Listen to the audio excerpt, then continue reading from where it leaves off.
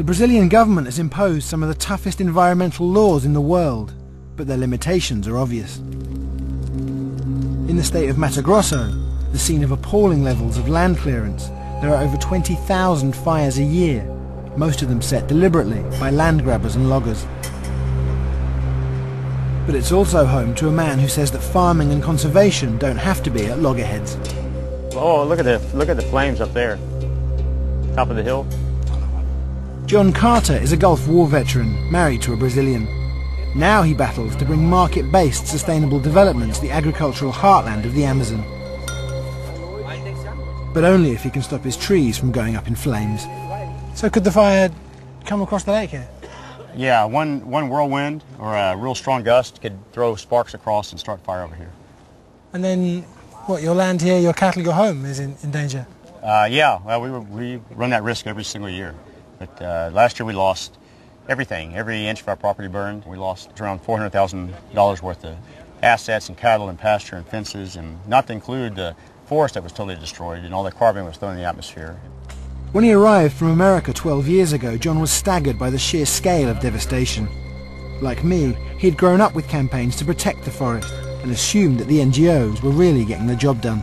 I had a tremendous letdown because I thought they were doing a whole lot more than they actually were doing.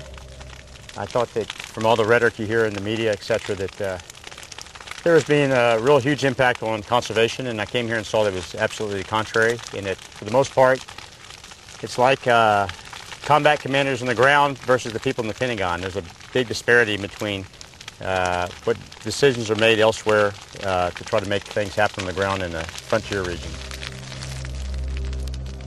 Fed up with waiting for campaigners or government action, John decided to go it alone.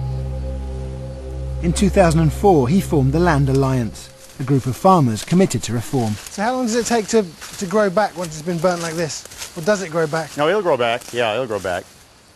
Now they control 166 properties in this region alone, 1.6 million hectares of land that he hopes will soon attract income for the rainforest they promised to preserve. If you think about it, if you give an economic value to this stuff, all of a sudden the whole Amazon, everybody wants to save it.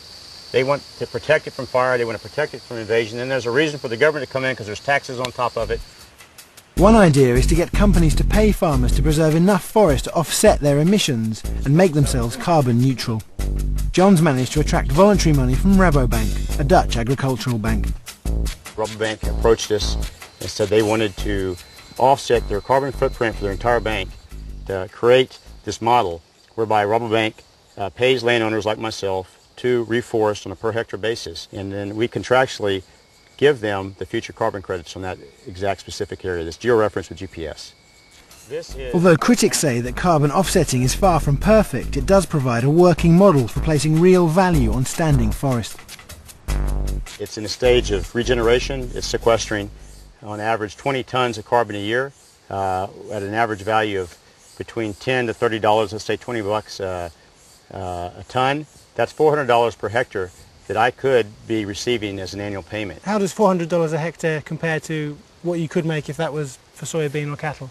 It's easily 3 times more than I could make with beef, and it's twice what I can make with soybeans. So it's huge. It's a huge number.